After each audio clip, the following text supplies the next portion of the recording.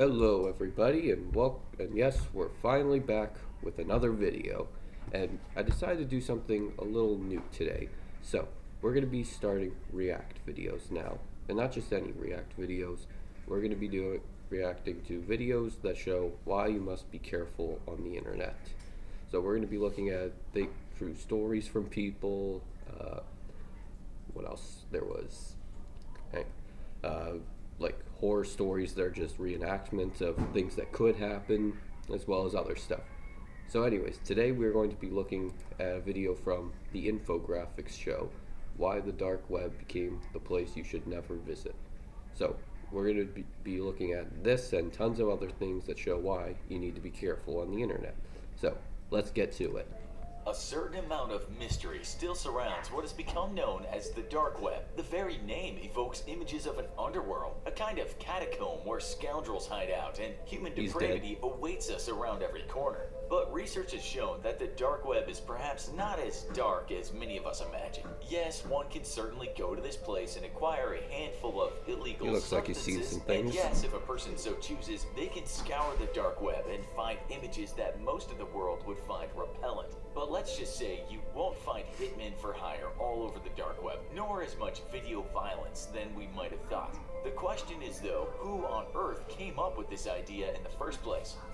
We've been through this in other shows, so we'll make it short, and we're talking about what the dark web actually is. You see, the internet as most of us know it, the bit you're using right now, is only a small part of the web. Sources don't agree on how much, but it's said the part of the web that we can access using ordinary browsers is only about 10% of the entire thing. You can also find all the stuff, which is billions of things, of stuff, that's only 10%. And there's terrible stuff on the regular internet, so when you get to here, and eventually here, oh boy, what you're going to see. Sources that say it's 4% or even 1%. Still, so that's even worse. There are about 1.8 billion active websites on the net, although again, you can find sources that give a different number, much higher sometimes. This doesn't of course mean that the rest of the web is the dark web and full of dark marketplaces, otherwise we might have cause for concern.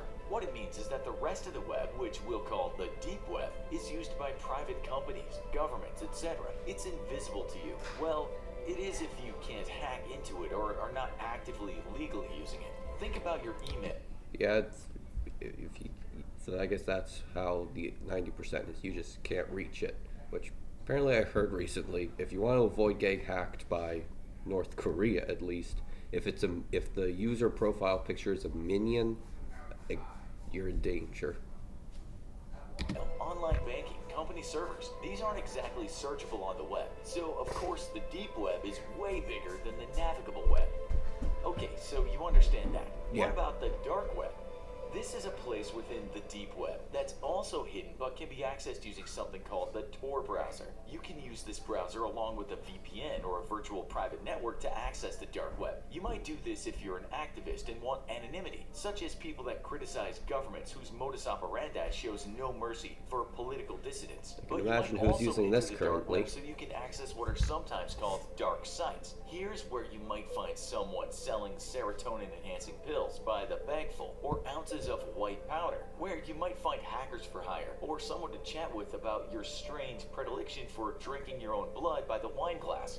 As we said, the dark web might not be as demonic as movies or some politicians depict, but you can read stories in the British press about how the young generation now buy their illicit substances there more than in the streets these days, or how some people were arrested by the FBI for distributing images that 99-point thinking, if this stuff goes on, why would anyone in their right mind have created it in the first place?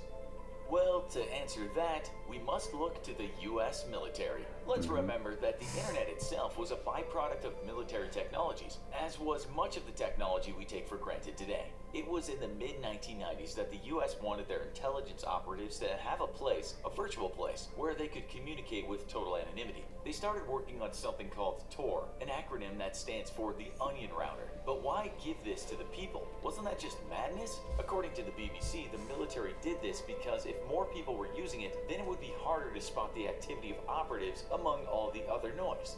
Foreign policy dives even deeper into the history of the dark web, and here we'll summarize. In 1969, a student at the University of California sent a message between computers connected by ARPANET. This was the beginning of the web as we know it, and it was developed by the Pentagon's University of Defense Utah, Advanced Research SRI, Projects Agency. UC In the next few Santa, years, blah, more blah, blah, computers blah, blah. started connecting with each other on secret networks, and these were sometimes called darknets. This might not sound like much to you, but it was a breakthrough in secret communications.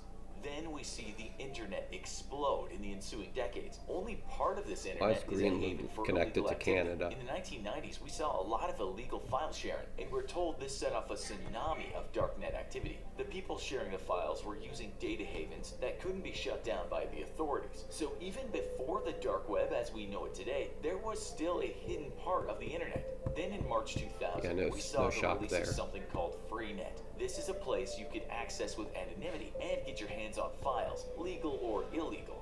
Freenet is a near-perfect anarchy, the Irish creator proudly told the New York Times. You see, it wasn't about sharing and distributing dodgy content, but some people felt that there should be a place in the internet free from censorship and the prying eyes of the government.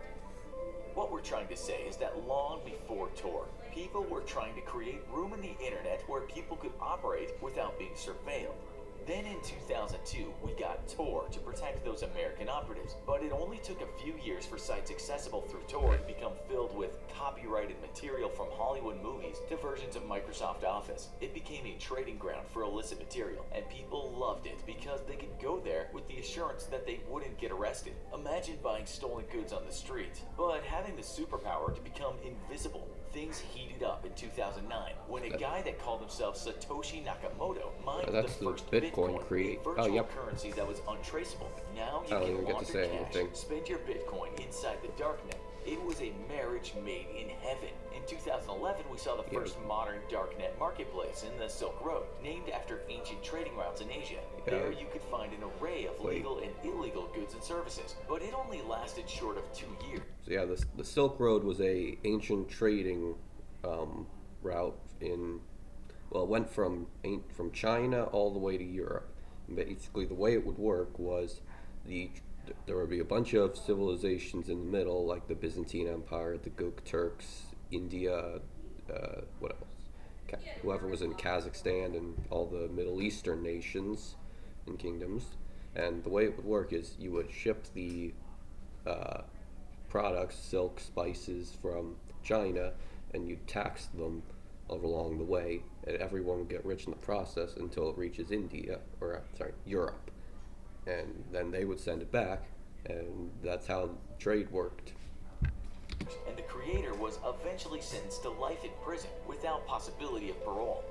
But as Wired pointed out in 2015, it's not as if everyone using Tor is accessing the dark web. In fact, the number is quite small, and though you can find illegal things there, you can also find them on the regular web. Most people sharing illegal images or videos use the normal web, not the dark web.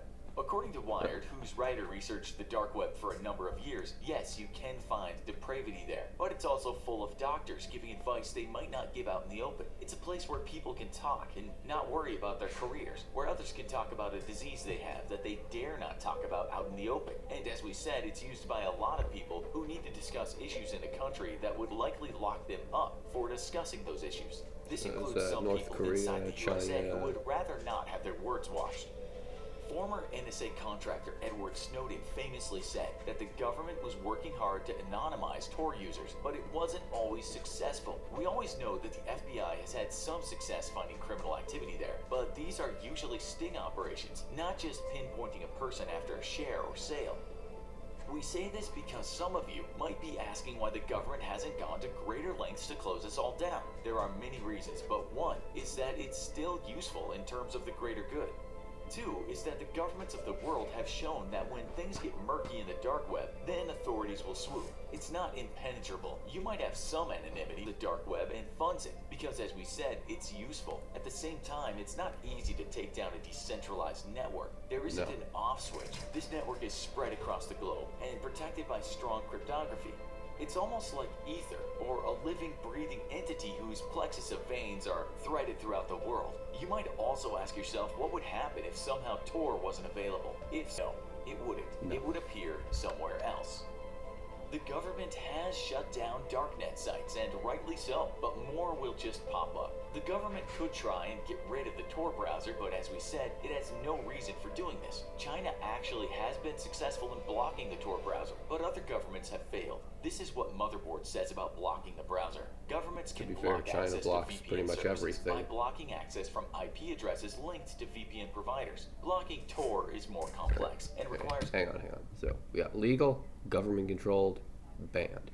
And banned, or legal, Australia, Afghanistan. Wait. No, when was this made? I can't tell. No, 6 years ago. So that was still... I don't know. Then we got government control. China, Iran, Oman, Russia, Turkey, UAE. And then banned, of course, North Korea, Turkmenistan, Iraq, and Belarus. Alright, well, if you want to use... Actually, never mind. Don't.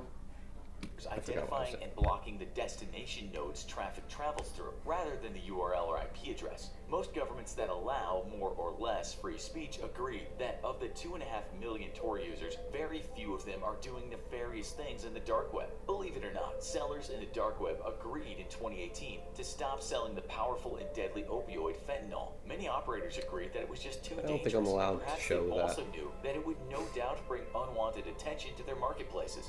In conclusion, the dark web, like any street in any town, does contain some rather unethical people. But for the most part, what you see there is just innocent folks protecting their identity. It would be That crazy guy's for giving any the middle government to try finger. and close their I have to entire censor park that. just because some guys sell their substances that will go after them. Meanwhile, the rest of the people that use this park for late-night anonymous chats can do so without harassment. However the dark web started, it's here to stay, which means that you better have some serious protection against anyone who's looking to exploit it for nefarious purposes. Don't forget, you are their target. We at the Infographics Show have been keeping ourselves protected using Dashlane. Dashlane is the one and only tool you need to not just keep your... Alright, so anyways, so that's how, I guess that's how the dark web was created, and so I'm going to do one more episode, and then to show you what else. And anyways, this episode is brought to you by Dashlane. super easy ways to access the dark web. How to.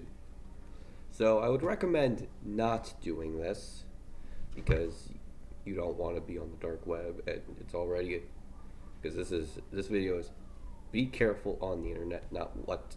This is an example of what not to do. You get that?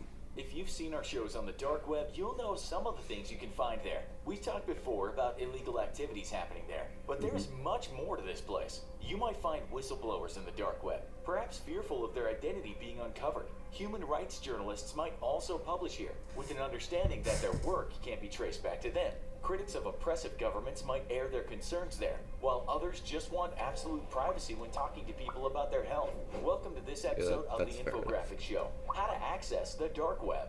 First, let's give you a 101 on the dark web. Bright Sources pink. differ on how much of the internet can be seen using a standard browser. In the story, NPR told us that 96% of the internet is not available through normal browsers. Call it the iceberg theory, which means the internet we see is just the tip. Other resources tell us it's more like 90%, which is still huge. So what exactly are we not seeing? Penguins. First of all, we should understand the difference between the deep web and darknet sites. The deep web might not be quite as degenerate as the dark web. The deep web is simply part of the web that Are there can't be jellyfish accessed through circling conventional outside browsers. the internet? One expert tells us, despite many representations of a nefarious underground operating out of sight, the deep web is mostly benign private databases and web resources not meant to be accessed by the general public. Lots of data online isn't available to our prying eyes. Companies or banks have private databases, or some websites might not want to be indexed. They want to remain unsearchable. It's not really that surprising that most of the information flowing around the internet is protected. But then we have the dark web, and that's a totally different thing. This is a place where one wants absolute anonymity. Not to say people don't get found. I wonder if there's like a secret message hidden somewhere in this. You think so? Maybe? Oh.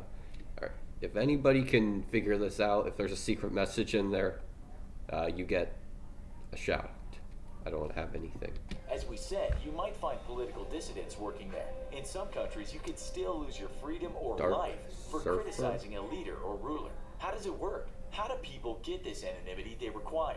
Well, the darknet both incorporates encryption and also uses special privacy browsers. The best known is Tor, which is sometimes called the Onion Router. It's a Because free its software symbol that is an directs onion. traffic through a massive network consisting of thousands of relays. These servers are run by volunteers. Here's an explanation by the Tor project. Tor's users employ this network by connecting through a series of virtual tunnels rather than making a direct connection, thus allowing both organizations and individuals to share information over public networks without compromising their privacy. We're told that the Tor network was created by the US Navy and is still partly funded by the US government. People can publish websites that can't be tracked. Tor tells us that while many people might think chat rooms are just full of rather strange people talking about eating each other or making a poodle burger, many people go to hidden chat rooms to discuss privately. Yeah, I've heard those things about people apparently want to eat each other, and there was this one Japanese guy who actually did do that. Actually, there were a lot more people than just that.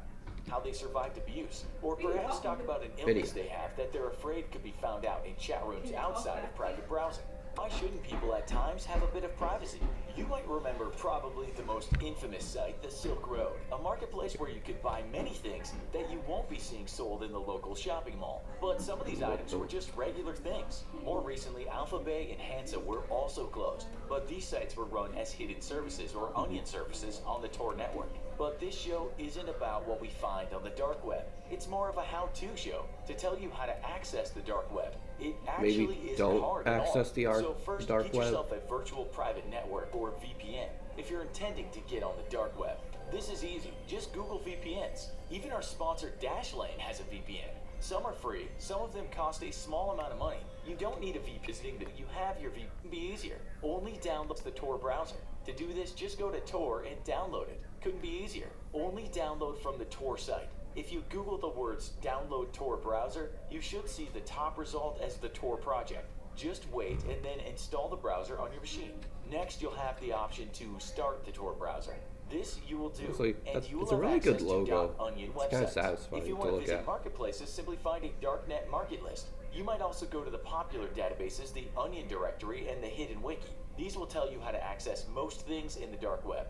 Note, some people say it's best to not change the window size while in the Tor, as authorities can track you easier if you do. Others say also turn off JavaScript. So others say that you should put tape over your webcam, Yeah, because you just never know. Hey, Mark Zuckerberg. Yeah, I put, or I didn't, I was the one that first suggested to put tape over the webcam you're on, looking through right now, and I usually just put a sock over it, and I don't know who did it, but there is tape over this now, or tape over something now, but I guess the actual camera isn't covered right now because I'm filming with it. But anyways, Does it? Disable Yeah, your see, mic Mark too. Zuckerberg does Basically it. shut down all apps that are on your computer. It should go without saying that you don't use your real name and try not to send anyone a photo of yourself. You should also use an anonymous email account. When you're done with your session, just shut your computer down. Voila! You've been in the darknet, and you've done it the safest way. The dark web can be a pretty What's the most scary place, unsafe but for way? most people, they really just want to look for themselves for one reason: to see if their personal information is being bought and sold on digital marketplaces. You could try to access the dark web yourself, but there's an easier way. Dashlane offers a free dark web scan that will automatically another. find out if your information is so I'm pretty sure my personal information isn't available on the dark web because I've Googled myself before and I found nothing. So I just looked up, and apparently the Tor browser, they don't have the Onion logo, but you can apparently just look that up on Play Store, and this might be a rip-off Tor project. 10 million E. So I don't know. Let's figure out. So let's go on to the dark web. Absolutely not. We're not doing that. Like I said, you don't want to go on the dark web. So anyways, thank you so much for watching. If you like this video, make sure to give us a thumbs up. If you didn't like the video, you don't have to. Make sure you like, subscribe to the channel. Make sure you smash that notification bell so you don't miss a single episode of the series. And ask a parent's permission first. And if they say no, simply leave a comment. And if they still say no, just keep watching the videos. And if they still say no, just remember us. Thank you for watching. Bye-bye.